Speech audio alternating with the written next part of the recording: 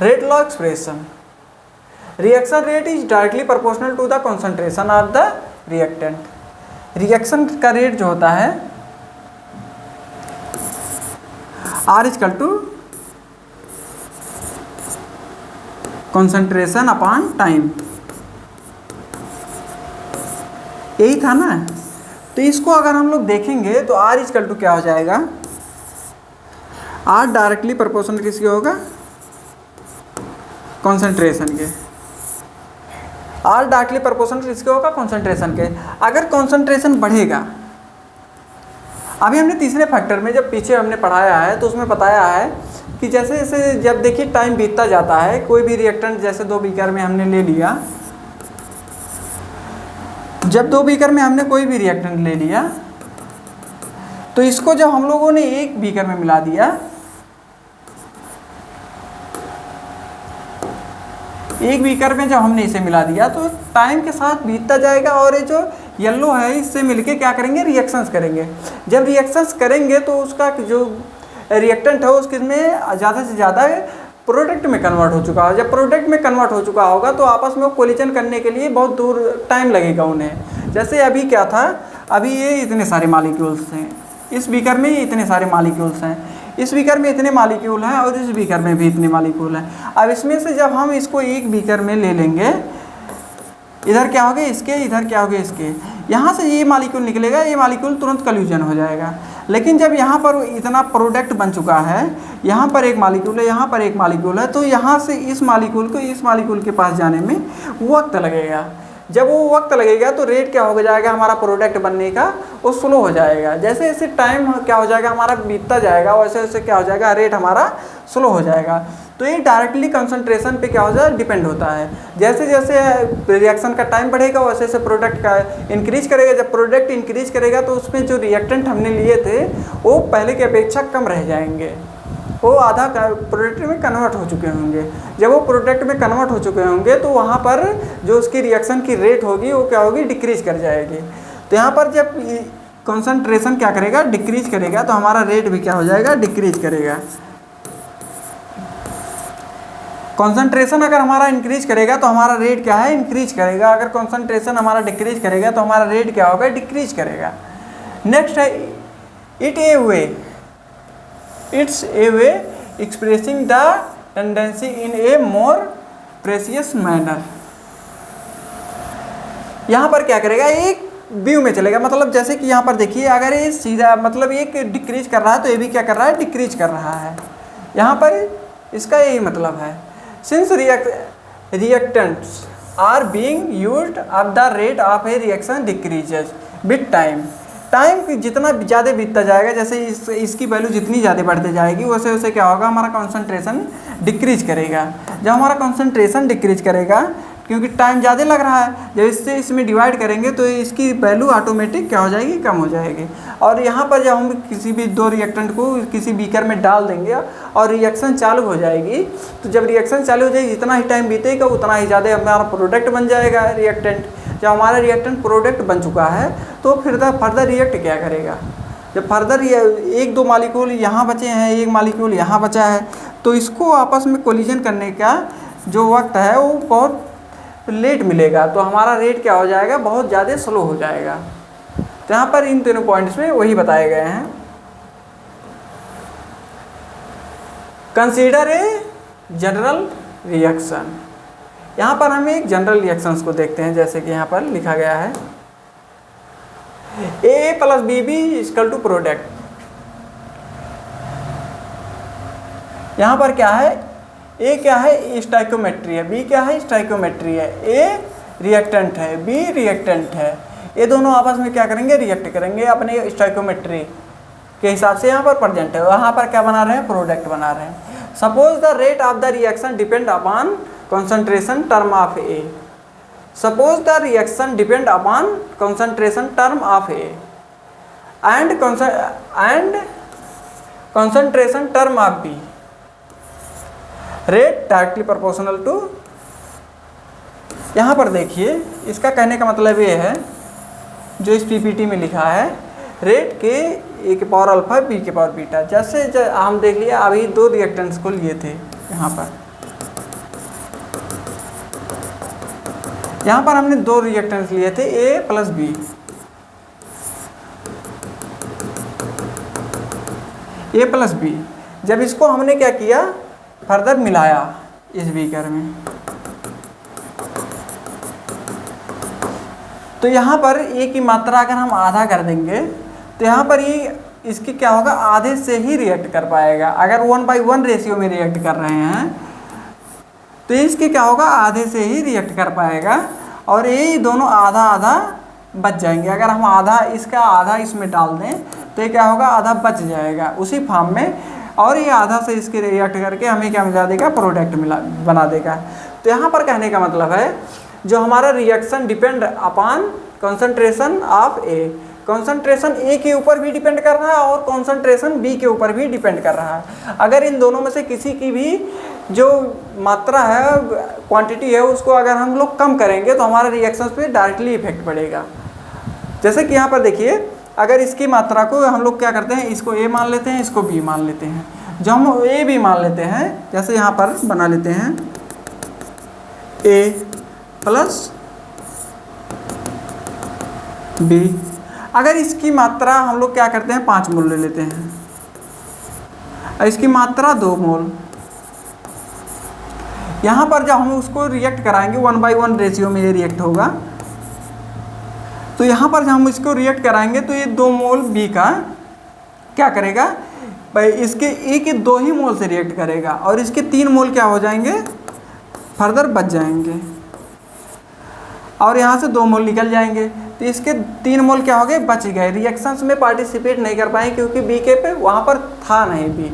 तो यहाँ पर क्या बता रहा है, जैसे यहाँ पर लिखा है, suppose the rate of the reaction depend upon a concentration of A and the concentration of B. तो यहाँ पर जो अगर हम लोग 2 रिएक्टेंट ले रहे हैं तो दोनों पे क्या करेगा, रिएक्शंस डिपेंड करता है, जितने भी रिएक्टेंस होते हैं उस पर डिपेंड करता है। और दूसरी बात, जब इसको हम लोग रेट लॉ में लिखेंगे रेट लॉ में, तो आर इक्वल टू क्या हो जाएगा हमारा, इसको हमने स्टार्टिंग में ही बताया था, आर इक्वल टू हम लोग क्या लिए हैं, इसका मोलर मास लेंगे। मोलर मास तो इसको क्या करेंगे, ब्रैकेट में लेंगे और इसका जो स्टोइकियोमेट्री होता है उसको हम लोग क्या करेंगे, उसके पावर में लिखेंगे उसको बैलेंस करने के लिए। तो यहाँ पर क्या होगा, डायरेक्टली प्रोपोर्शनल ए के पावर ए एंड बी के पावर बी। इन दोनों के ऊपर कौन डिपेंड कर रहा है, रेट। रेट की कॉन्सेंट्रेशन अगर डिक्रीज करेगा तो हमारा क्या करेगा, रिएक्टेंट का कॉन्सेंट्रेशन अगर डिक्रीज करेगा तो हमारा रेट क्या करेगा, डिक्रीज करेगा और इसका कॉन्सेंट्रेशन अगर इंक्रीज करेगा तो हमारा रेट क्या होगा, इंक्रीज करेगा। जैसे ही वहाँ पर rate of law of mass action में बोल रहा था कि प्रोडक्ट के डायरेक्टली प्रोपोर्शनल होता है, यहाँ पर जब प्रोडक्ट तभी बनेगा जब इसका कॉन्सेंट्रेशन क्या होगा, अच्छा होगा। अगर हमारा रेट कांस्टेंट का प्रोडक्ट क्या होगा, मतलब कॉन्सेंट्रेशन जो इसका है, कॉन्सेंट्रेशन अगर इंक्रीज है मतलब ज़्यादा है, अगर इसकी कॉन्सेंट्रेशन हमारा जो ए एंड बी है उसका कॉन्सेंट्रेशन अगर हम ज़्यादा है तो हमें क्या मिलेगा, प्रोडक्ट बहुत जल्दी मिलेगा। उसमें क्या होगा, कोलिजन बहुत जल्दी होगा। जितने ज़्यादा कोलिजन होगा, जैसे ए एंड बी के मॉलिक्यूल्स आपस में क्या करेंगे, जल्दी टकराएंगे। जितना जल्दी वो लोग क्या करेंगे, आपस में टकराएंगे, उतना ही ज़्यादा हमें क्या मिलेगा, प्रोडक्ट मिलेगा। और जैसे जैसे इसके रिएक्शंस क्या होंगे, इसके मॉलिक्यूल्स थोड़ा दूर हो जाएंगे और उतना ही हमें प्रोडक्ट मिलना कम हो जाएगा। तो इस हिसाब से यहाँ पर जैसे जैसे इसकी कॉन्सेंट्रेशन क्या होगा, इंक्रीज रहेगा, वैसे वैसे हमारा रेट क्या होगा, इंक्रीज करेगा। और इनका कॉन्सेंट्रेशन क्या होगा, डिक्रीज करेगा, तो हमारा रेट भी क्या हो जाएगा, डिक्रीज हो जाएगा। तो यहाँ रिएक्टेंट का जो कॉन्सेंट्रेशन है वो डायरेक्टली प्रोपोर्शनल होता है आर के, और प्रोडक्ट का जो कॉन्सेंट्रेशन है वो भी डायरेक्टली प्रोपोर्शनल होता है आर के। क्योंकि अगर रिएक्टेंट का कॉन्सेंट्रेशन अच्छा रहेगा तो हमारा प्रोडक्ट जल्दी बनेगा। अगर रिएक्टेंट की कॉन्सेंट्रेशन क्या हो जाएगा, हमारा डिक्रीज कर जाएगा और बहुत कम हो जाएगा, तो कोलिजन उतने अच्छे से कर नहीं पाएंगे। जब वो कोलिजन उतने अच्छे से नहीं कर पाएंगे तो हमारा प्रोडक्ट का जो भी रेट है वो भी डाउन हो जाएगा और इस रेट का भी हमारा क्या हो जाएगा, डाउन हो जाएगा। तो ये इसका जो कॉन्सेंट्रेशन है वो मेनटेन रहना चाहिए। अगर हमें रेट तभी रेट अच्छा रहेगा। और रेट इक्वल टू क्या होगा कि ए के पावर अल्फा बी के पावर बीटा। यहाँ से रेट लॉ एक्सप्रेशन हो गया। हमें जब हमें मैथमेटिकली निकालना पड़ेगा तो हम इसको इसी हिसाब से निकालेंगे। इम्पॉर्टेंट पॉइंट्स, यहाँ पर देखिए कुछ इम्पॉर्टेंट पॉइंट्स दिए हैं। जैसे हम लोग क्या करते हैं, एक वेसल लेते हैं,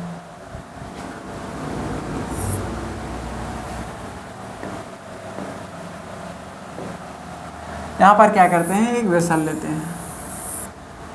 इस वेसल में कोई वॉल्यूम बी है। जब इस वॉल्यूम बी को हम लोग क्या करते हैं, यहाँ से कंप्रेस करते हैं।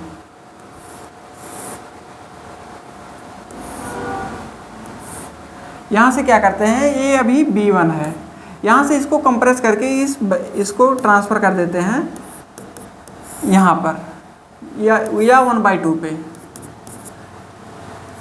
1/2 पे जब लेते हैं तो हमारा क्या होता है, जो कंसंट्रेशन होता है, अब जब जो चीज़ इतने में फैला था, यहाँ से लेके यहाँ तक इतने एरिया को कवर किया था, अब उसका कंसंट्रेशन कहाँ के शिफ्ट हो गया, यहाँ पर इतने में।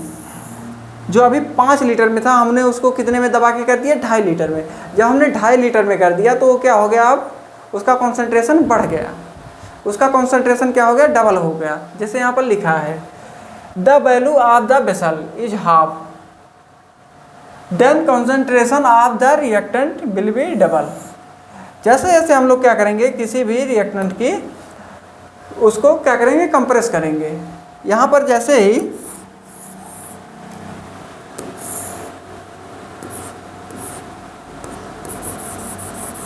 ये पिस्टन है हमारा, अब यहाँ पर क्या है, हमारा एक गैस भरा है बी वॉल्यूम में। अब जब बी वॉल्यूम में भरा है, इसको हम लोग क्या करेंगे, कंप्रेस कर देंगे। यहाँ जब इसको हम लोग कंप्रेस करेंगे तो अभी ये कहाँ था, यहाँ था, यहाँ से क्या हो जाएगा, नीचे जाएगा इस लाइन तक। तो ये कहाँ आ गया,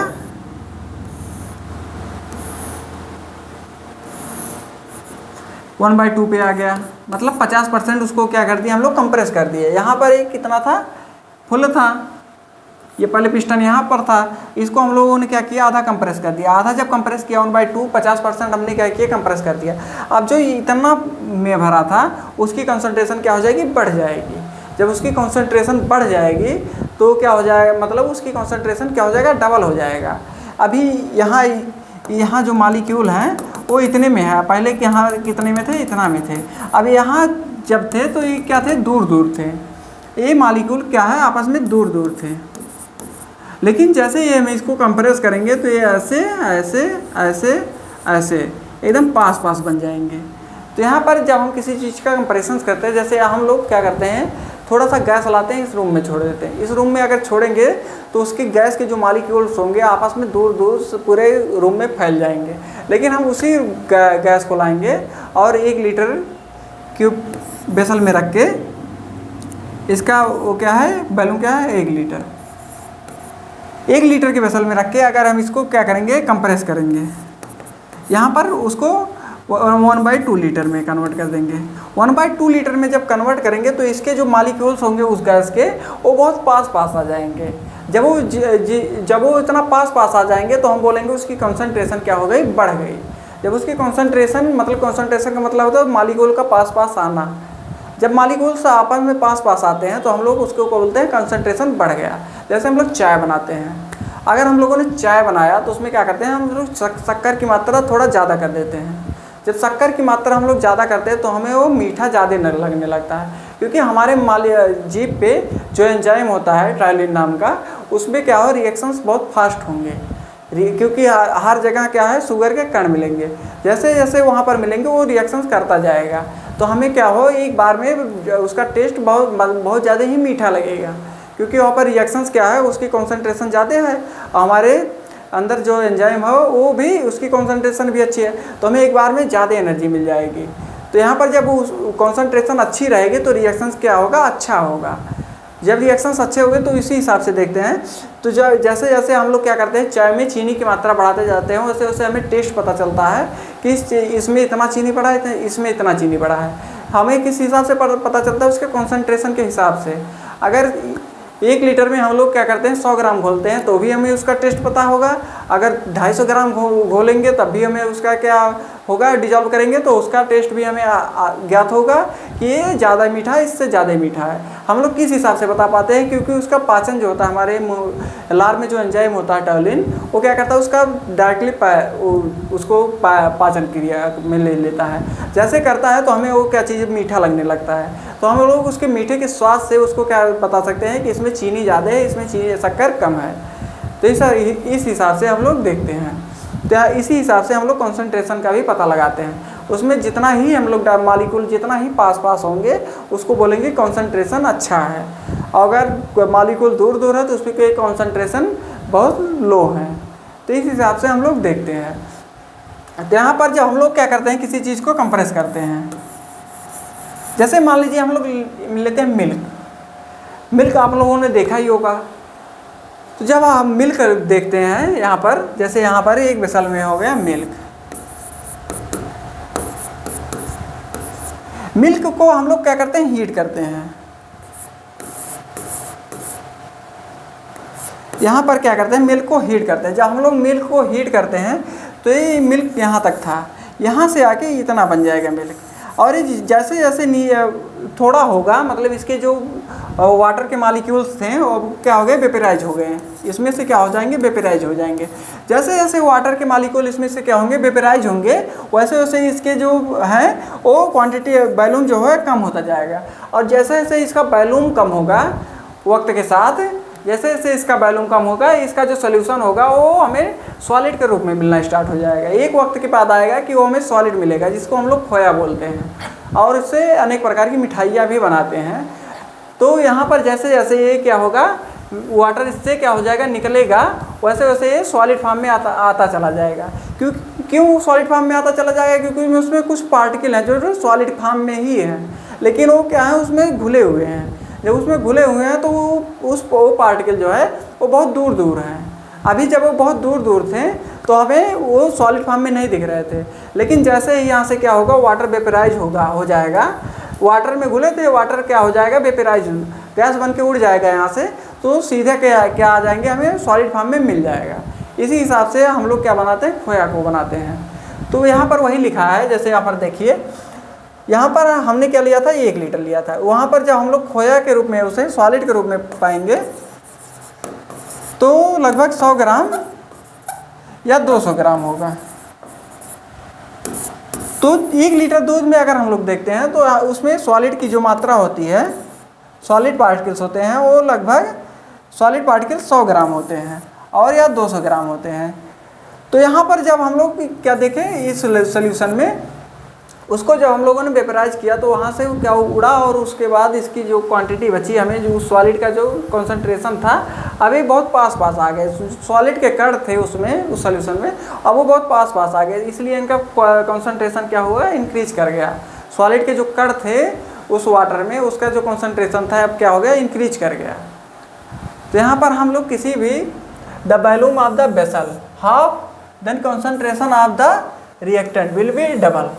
अगर उस किसी भी वेसल के वॉल्यूम को अगर हम लोग क्या करते हैं कंप्रेस कर देंगे, दबा देंगे, तो उसमें जो मॉलिक्यूल्स होंगे वो बहुत पास आ जाएंगे और कंसंट्रेशन उसका क्या हो जाएगा इंक्रीज हो जाएगा। If the volume of the vessel is double, दूसरा पॉइंट क्या है, if the volume of the vessel is double, vessel का जो वॉल्यूम है, जैसे यहाँ पर देखिए यहाँ पर एक वेसल लीजिए, यहाँ पर यहाँ तक एक पिस्टन लगा था, इसको क्या किया था कंप्रेस किया था, इसके मॉलिक्यूल क्या थे बहुत पास थे। जैसे जैसे पास थे अब इस पिस्टन को क्या करेंगे हम ऊपर की तरफ शिफ्ट करेंगे। जब ऊपर की तरफ शिफ्ट करेंगे तो यहाँ से जो बनेगा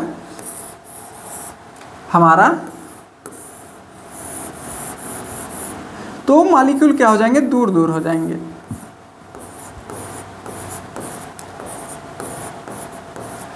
तो जैसे जैसे हम लोग क्या करेंगे इसको एक्सपेंशन करेंगे इस पिस्टन का, पिस्टन को ऊपर की तरफ खींचेंगे। जैसे जैसे हम पिस्टन को ऊपर की तरफ खींचेंगे जो गैस के मॉलिक्यूल हैं आपस में दूर हो जाएंगे। जब दूर हो जाएंगे तो उसका वॉल्यूम क्या हो जाएगा इंक्रीज कर जाएगा। जैसे यहाँ पर एक वेसल था, यहाँ पर 1/2 पे था, मान लीजिए 50 पे था, अब यहाँ क्या है 100 है। या जब हम इस पिस्टन को इस 100 तक लाएंगे तो यहाँ पर क्या हो जाएगा, जो ये बैलून था इसका क्या हो गया, डबल हो गया, और इसके मॉलिक्यूल जो हैं वो क्या हो जाएंगे, दूर दूनी हो जाएंगे।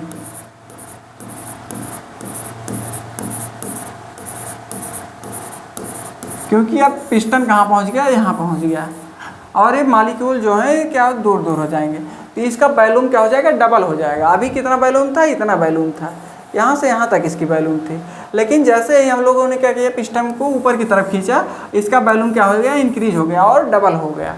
तो अगर हम लोग किसी चीज़ को कंप्रेस करेंगे तो उसकी कॉन्सेंट्रेशन क्या होगा, इंक्रीज होगा। अगर हम लोग उसको एक्सपेंड करेंगे तो उसका कॉन्सेंट्रेशन क्या होगा, डिक्रीज होगा। तो ये दो बातें आप लोग ध्यान रखना। तो यहाँ पर देखिए, the volume of the vessel is double, vessel का वॉल्यूम क्या कर दिया, डबल कर दिया। Then the concentration of the reactant is 1/2। तो यहाँ पर कॉन्सेंट्रेशन क्या था, पहले यहाँ पर पास पास थे, जैसे हमने इसको डबल किया उसके मॉलिक्यूल क्या हो गए, दूर दूर हो गए। जब मॉलिक्यूल दूर दूर हो गए तो उसके कॉन्सेंट्रेशन क्या हो गया, डिक्रीज कर गया, और जब उसका कॉन्सेंट्रेशन डिक्रीज कर गया तो जब डबल करेंगे तो उसका जो कॉन्सेंट्रेशन बचेगा, यहाँ पर था 1 था, उसका क्या बचेगा, 1/2 बचेगा। उसमें क्या होगा, उसका क्या होगा, डबल हो गया, तो उसके मॉलिक्यूल उससे ज़्यादा दूरी दूरी पर हो गए। If the volume of the vessel is 1/3, यदि हम वॉल्यूम का vessel is 1/3, then the concentration of the reactant is 3 times. Concentration of the reactant क्या हो जाएगा, 3 टाइम्स घट जाएगा, बढ़ जाएगा। अगर हम इसको वॉल्यूम को अगर 1/3 डिक्रीज कर देंगे, 1/3 कर देंगे, जैसे एक वेसल था यहाँ पर था, अब इसको क्या कर देंगे, 1/3 कर देंगे, यहाँ ले आएंगे। जैसे ही यहाँ लाएंगे तो उसका जो वो था कॉन्सेंट्रेशन था, वो भी क्या हो जाएगा, डिक्रीज कर जाएगा। 1/3 के रेट से उसका कॉन्सेंट्रेशन डिक्रीज कर जाएगा। If any reactant is excess, then that is not mentioned in the rate equation. If any reactant in excess, then is not mentioned in the rate equation. जैसे देखिए, अभी हमने आपको समझाया एक इक्वेशन, यहाँ पर देखिए, यहाँ पर जब हमने क्या लिया था, 2 वेसल लिए थे,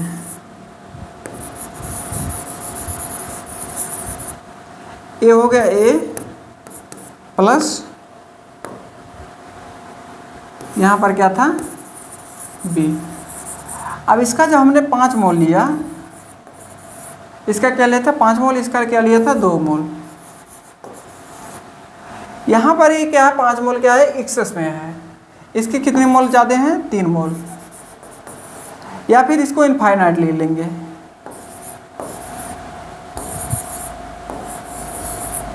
यहाँ इसको क्या लेंगे, इनफाइनाइट। यहाँ इसके कितने हैं, 2 मोल हैं। जब इसके यहाँ से 2 मोल निकलेंगे, इससे क्या करेंगे, 2 मोल ही रिएक्ट करेंगे, और यहाँ पर क्या बनाएंगे, प्रोडक्ट बनाएंगे।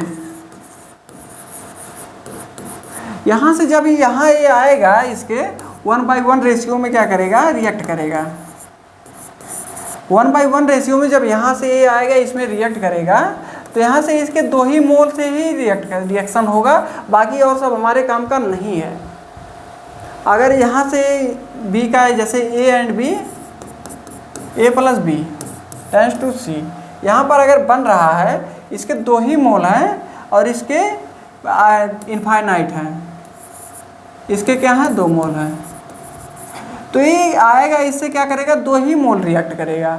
यहाँ से इससे कोई मतलब नहीं कि कितना मोल है, यहाँ एक कितने से करेगा, खाली 2 मोल से रिएक्ट करेगा, ना कि और इससे कोई मतलब नहीं है। ये 2 मोल से रिएक्ट करेगा, जो बन पाएगा वो क्या करेगा, प्रोडक्ट में कन्वर्ट कर देगा, बाकी और कुछ नहीं करेगा।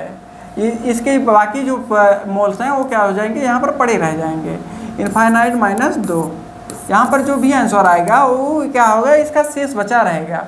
यहाँ पर खाली ये इसके 2 मोल से बी क्या करेगा, ए के 2 मोल से रिएक्ट करके यहाँ पर प्रोडक्ट बना देगा। तो ये वहाँ पर कंसीडर नहीं किया जाएगा कि ए कितना मोल है। कोई भी रिएक्शंस होगा तो उसमें ये कंसीडर नहीं किया जाएगा कि इसके कितने मोल्स हैं। यहाँ पर अगर ये एक्सेस में है तो कोई दिक्कत नहीं है, ये इसका जो रेशियो होगा उतने रेशियो में इसके मोल से रिएक्ट करेगा, 1/1, 1/2 या 1/3, 1/4 जो भी होगा इसका रेशियो रिएक्ट करने का, एक बी का मालिक्यूल कितने ए के मालिक्यूल से रिएक्ट करता है, इसकी कैपेसिटी के हिसाब से ये अपने हिसाब से रिएक्ट करेगा, उसके बाद प्रोडक्ट बना देगा, उसके बाद इसके मालिक्यूल क्या हो जाएंगे, खत्म हो जाएंगे, उसके बाद रिएक्शन रुक जाएगा, ए के मालिक्यूल जो हैं वो बचे के बचे रह जाएंगे। तो यहाँ पर इस पॉइंट का कहने का मतलब ये है, if any reactant is excess, अगर कोई रिएक्टेंट अगर एक्सेस में दिया है, then that is not mention in the rate equation. Rate equation से उससे कोई फर्क नहीं पड़ता, क्योंकि रेट इक्वेशन से फर्क कब पड़ेगा, जो जिस चीज़ में रिएक्शंस होंगे। जब उस चीज़ में रिएक्शंस ही नहीं हो रही है तो उससे फर्क ही नहीं पड़ता कि वो एक्सेस में है, कम है कि ज़्यादा है। अगर दोनों की रेशियो बराबर है तो उससे रेट इक्वेशन पे एकदम फर्क पड़ेगा। अगर रेशियो बराबर नहीं है, उस रेशियो में नहीं है, उससे ज़्यादा है या एक्सेस में है, तो उससे कोई फर्क नहीं पड़ेगा रेट इक्वेशन पे, क्योंकि वो रिएक्शंस उतना ही होगा जितना होना था, उसके बाद रिएक्शंस बंद हो जाएंगे। Example N1A N2B + N3C N4D। इसका जब हम लोग रेट इक्वेशन लिखेंगे, जैसे यहाँ पर देखिए R = K C के पावर N3 एंड D के पावर N4, क्या हो गया, प्रोडक्ट अपॉन रिएक्टेंट। A के पावर N1 प्लस B के पावर N2। यहाँ पर इस तरह से हम लोग क्या करेंगे, इसका रेट इक्वेशन लिख देंगे।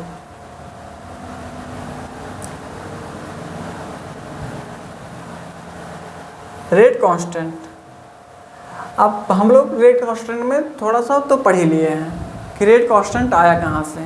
जैसे वहाँ पर क्या लिखा था, रेट कांस्टेंट। रेट कांस्टेंट हम लोग क्या करते हैं, जब उसके पर्सनैलिटी प्रपोर्शनल से प्रतीक को हटाते हैं वहाँ से, तो वहाँ पर क्या आ जाता है, कांस्टेंट आ जाता है। जब हम लोग प्रोपोर्शनल को हटाते हैं तो वहाँ पर जब इक्वल का साइन लगाते हैं तो वहाँ पर हमें एक कांस्टेंट लेना होता है। किसी भी चीज़ में जब हम लोग प्रोपोर्शनल को हटाते हैं तो हमें कांस्टेंट लेना पड़ता है। तो हम लोग जब उस कांस्टेंट को लेते हैं तो उसको क्या बोलते हैं, रेट कांस्टेंट। जैसे यहाँ पर रेट इक्वल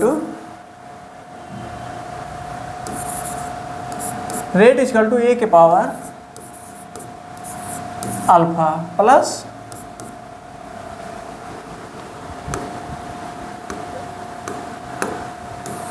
यहाँ पर प्लस नहीं रहेगा, बी के पावर बीटा। बी के पावर क्या हो गया, बीटा। यहाँ पर जब हम लोग इसको क्या करेंगे, सॉल्व करेंगे, यहाँ पर क्या रहेगा, प्रोपोर्शनल। यहाँ पर जब प्रोपोर्शनल है तो जब हम इस प्रोपोर्शनल साइन को हटाएंगे, इक्वल में चेंज करेंगे, तो यहाँ पर क्या आ जाएगा, एक के आ जाएगा कि उसके बाद ए के पावर अल्फा इंटू बी के पावर बीटा। यहाँ पर क्या आ जाएगा, ए के आ जाएगा। के क्या बोलता है, रेट कांस्टेंट।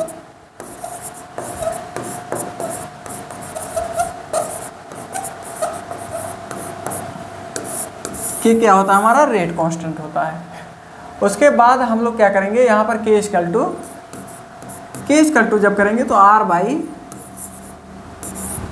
रिएक्टेंट ए के पावर अल्फा एंड बी के पावर बीटा। ये इस तरह से इसका क्या आ जाएगा, एक्सप्रेशन आ जाएगा। Rate constant is the rate of the reactions, और रेट उस रिएक्शंस का क्या होता है, रेट होता है। रेट कांस्टेंट क्या होता है, रिएक्शंस का रेट होता है। When the molar concentration of the each reactant, जब हम लोग किसी का मोलर कॉन्सेंट्रेशन लेते हैं तो उसका जो रेट कांस्टेंट होता है एक कांस्टेंट के रूप में आता है, उसका फ्लक्चुएट नहीं होता है। जब उसका क्या लेते हैं, मोलर लेते हैं। जैसे यहाँ पर ए को क्या लिए हैं, इस ब्रैकेट में लिए हैं, तो ये क्या है, मोलर है। यहाँ पर इसका क्या है, 1 मोल है। यहाँ पर क्या है, इसका 2 मोल है। ऐसे अगर हम लोग फिक्स वो में लेंगे, फिक्स वे में, अगर इससे फिर क्या करेंगे, रिएक्शन कराएंगे, तो हमें जो इसका स्पीड है वो एग्जैक्ट मिलेगा। जब हमें इसका स्पीड जो है एग्जैक्ट मिलेगा तो हम लोग उसको क्या बोलेंगे, रेट कांस्टेंट के टर्म में डिफाइन करेंगे। Concentration of the each reaction as taken as unity, उसको हम लोग क्या बोलेंगे, molar constant. Characteristic of rate constant, rate constant के कुछ कैरेक्टरिस्टिक आप लोग देख लीजिए। हाइयर द वैल्यू ऑफ के की वैल्यू जितनी क्या होगी, हाइयर होगी, और रिएक्शन क्या होगा उतना ही फास्ट होगा, क्योंकि एक रेट कांस्टेंट का ही फॉर्म है। के जो है वो रेट कांस्टेंट है, वो क्या है, मोलर के लिए होता है, जिसका मोल फिक्स होता है। जैसे हम लोग कोई रिएक्शंस करते हैं, अगर उसके सब्सटेंस एक निश्चित मात्रा में उसका जो यूनिट होता है सब्सटेंस का, वो मोल होता है। हम लोग उसको अगर मोल में नाप के लेते हैं या तौल के लेते हैं, तो हम लोगों को क्या हो, उसका जो रेट होगा वो एकदम एग्जैक्ट पता रहेगा कि रिएक्शन इतनी टाइम में कंप्लीट हो जाएगा। तो हमें क्या है, इसका जो है faster will be the reactions, जितना ही क्या होगा हमारा के की वैल्यू हाई होगी उतना ही रिएक्शन क्या होगा, फास्ट होगा। एंड द वैल्यू ऑफ के, द वैल्यू ऑफ के is different from the different reactions. अगर हम रिएक्शंस चेंज करते हैं तो हमारा के क्या होगा, चेंज होगा, क्योंकि एक रेट कांस्टेंट है लेकिन एक पर्टिकुलर रिएक्शंस के लिए है। जैसे यहाँ पर हम लोगों ने क्या किया, H2 प्लस O2 से क्या बना दिया, H2O। यहाँ पर क्या किया, N2 प्लस H2, यहाँ से फिर क्या बना दिए, NH3। अब इन दोनों में क्या होगा, हमारा के की वैल्यू जो होगी वो does not equal to K1 K2, K1 K2, K1 K2 बराबर नहीं होगा। यहाँ पर क्या होगा, K1 और K2 इक्वल नहीं होगा, क्योंकि ये जो रिएक्शंस है, ये रिएक्शंस क्या है, अलग है, ये रिएक्शंस क्या है, अलग है। तो हम जिस प्रकार का रिएक्शंस लेंगे उसी प्रकार से हमारा क्या होगा, रेट कांस्टेंट भी होता जाएगा, उसी हिसाब से उसका वैल्यू भी आता जाएगा। अगर रेट कांस्टेंट मतलब ज़्यादा रहेगा तो उस रिएक्शंस ज़्यादा फास्ट होगा, अगर रेट कांस्टेंट स्लो रहेगा जैसे ये रिएक्शंस क्या होगा, फास्ट होगा। ये नॉर्मल टेम्परेचर पे हो जाएगा, हमें इसमें कोई फैक्टर नहीं लगाना पड़ेगा। अगर इन दोनों को पास में लाएंगे तो हमारा रिएक्शन क्या हो जाएगा, हो जाएगा। लेकिन यहाँ पर हमें रिएक्शंस करने के लिए क्या करना पड़ेगा, हीट देना पड़ेगा। यहाँ पर हमें रिएक्शन प्रोसीड करने के लिए हमें क्या करना पड़ेगा, हीट देना पड़ेगा। जब हम लोग इसको हीट देंगे तो ये फिर फर्दर क्या करेगा, आपस के मालिक्यूल में टूटेगा, फिर रिएक्शन करेगा। क्योंकि नाइट्रोजन के जो बीच में बॉन्ड होता है वो N ट्रिपल बॉन्ड N होता है, जो बहुत ही हार्ड होता है। तो यहाँ पर हमें क्या करना पड़ेगा, इसको तोड़ ब्रेक करने के लिए यहाँ पर हीट देना पड़ेगा, बल्कि यहाँ पर कोई हीट की ज़रूरत नहीं है। हल्का फुल्का जो वायुमंडलीय ताप होता है उसी पे क्या हो जाएगा, प्रोसीड हो जाएगा। बस हमें इन दोनों को खाली पास पास लाना है। यहाँ पर क्या करना पड़ेगा, हमें हीट देना पड़ेगा, अलग अलग फैक्टर्स यूज करने पड़ेंगे और कैटालिस्ट यूज करना पड़ेगा। तो यहाँ पर इसका जो रेट होगा वो अलग होगा और इसका जो रेट होगा वो अलग होगा, क्योंकि रिएक्शंस क्या होते हैं, अलग अलग होते हैं और उनकी अलग अलग कंडीशंस होती हैं। तो जैसे जैसे जिस रिएक्शन की कंडीशन होती है उसी हिसाब से उसका क्या होता है, रेट कांस्टेंट होता है। द वैल्यू ऑफ द के does not depend on the concentration of the reactions. Rate constant जो होता है उसके कॉन्सेंट्रेशन पे डिपेंड नहीं करता है। कॉन्सेंट्रेशन पे डिपेंड ना करने का कारण, जैसे हम लोग अभी रेट निकाल लेते हैं, रेट क्या होता है, उसके कॉन्सेंट्रेशन से डायरेक्टली प्रोपोर्शनल था। लेकिन रेट कांस्टेंट क्या है, किसी रिएक्शंस का वो कांस्टेंट है, मतलब उसको निकाला जा चुका है, वो उसको पता है कि इस रिएक्शंस का है, अगर हम लोग एक मोल करवाएंगे तो भी उतना ही टाइम लेगा, अगर हम लोग उसमें 10 मोल करवाएंगे तब भी उतना ही टाइम लेगा। तो उसका जो स्पीड है वो सेम रहेगा। अगर उसकी क्वांटिटी हम लोग बढ़ा घटा देते हैं, जैसे यहाँ पर 12 यहाँ पर 12 कर देते हैं, तो इसकी क्वांटिटी अगर हम लोग बढ़ा घटा देते हैं तो उससे कोई फ़र्क नहीं पड़ेगा। उसका रेट कांस्टेंट जो है वो ठीक समय पे ही होगा। अगर मोल को घटा दें या बढ़ा दें तो उसका जो रिएक्शन है वो उतनी ही टाइम में होगा। तो इसलिए रेट कांस्टेंट कॉन्सेंट्रेशन पे डिपेंड नहीं करता है। Each reaction has a defined value, each reaction has a defined value of the के एट ए गिवन टेम्परेचर। एक रेट कांस्टेंट क्या होता है, टेम्परेचर पे डिपेंड करता है। अगर हम लोग टेम्परेचर को घटा देंगे या बढ़ा देंगे तो रेट कांस्टेंट हमारा क्या हो जाएगा, चेंज हो जाएगा। अगर हम लोग जैसे कोई रिएक्शंस है, अभी हम लोग क्या करते हैं, यहाँ पर N2 plus H2 normal temperature पे करते हैं तो ये रिएक्शंस नहीं होगा, ये रिएक्शंस नहीं होगा। लेकिन अगर हम लोग क्या करते हैं, इसको हीट दे देते हैं, ये अगर हीट दे देते हैं तो इसका कुछ ना कुछ क्या आ जाएगा, रेट कांस्टेंट आ जाएगा। तो रेट कांस्टेंट कहाँ पर डिपेंड किया, टेम्परेचर पे डिपेंड कर दिया। या फिर कोई रिएक्शंस है अगर नहीं हो रहा है, उसमें क्या करते हैं हम लोग, कैटालिस्ट डाल देते हैं। कैटालिस्ट जैसे ही डाले, जैसे यहाँ पर हो गया बेंजीन, बेंजीन बनाने की जो प्रक्रिया होती है एसिटिलीन से, उसको जो हम लोग करते हैं तो उसको उसमें एक कैटालिस्ट डाल देते हैं। जब जैसे ही कैटालिस्ट डालते हैं उसमें क्या होता है, वो बेंजीन बनने की प्रोसेस चालू हो जाती है। बिना कैटालिस्ट के उसमें बेंजीन नहीं बनता है। तो हम लोग जैसे जैसे अदर कैटालिस्ट या टेम्परेचर में डिफरेंसेस करते हैं, वैसे हमारा क्या हो जाता है, रेट कांस्टेंट चेंज हो जाता है। अभी तक इसमें कोई रेट कांस्टेंट नहीं थी जब तक हमने हीट नहीं दिया था। जैसे ही हमने क्या किया, इसे हीट दिया, वैसे इसका रेट कांस्टेंट 1 बन गया, क्योंकि इसमें कुछ रिएक्शंस हो गई। जब रिएक्शंस हो गए तो उसमें उसका रेट कुछ हो जाएगा। तो यहाँ पर हमें क्या, हमारा रेट क्या है, किस पे डिपेंड करता है, कि किस पे डिपेंड करता है, टेम्परेचर पे। और हमारा जो रेट कांस्टेंट, मतलब अगर हम यहाँ पर इस किसी चीज़ का रेट कांस्टेंट अगर हमें मिला है तो एक निश्चित किस पे मिला होगा, टेम्परेचर पे मिला होगा। अगर हम लोग टेम्परेचर चेंज करेंगे तो उसका रेट कांस्टेंट क्या हो जाएगा, चेंज हो जाएगा। यहाँ पर देखिए, द वैल्यू ऑफ द के for the same reactions change with temperature. अगर हम लोग टेम्परेचर को क्या करेंगे, चेंज करेंगे, तो रेट कांस्टेंट का वैल्यू हमने बताया ही चेंज हो जाएगा। रेट कांस्टेंट के जैसे रेट हो गया, हम लोग क्या करते हैं, जब प्रोपोर्शनल का साइन हटाते हैं तो हमें एक कांस्टेंट मिलता है के। इसके पावर जो इसका स्टोइकियोमेट्री होता है, हम उस रिएक्टेंट के पावर में लिख देते हैं, एंड बी के स्टोइकियोमेट्री जो होता है उसके पावर में लिख देते हैं। रेट लॉ इक्वेशन जब हम लोग के बराबर करते हैं तो रेट के डिवाइड में क्या आ जाता है, ए के पावर एक्स, बी के पावर वाई।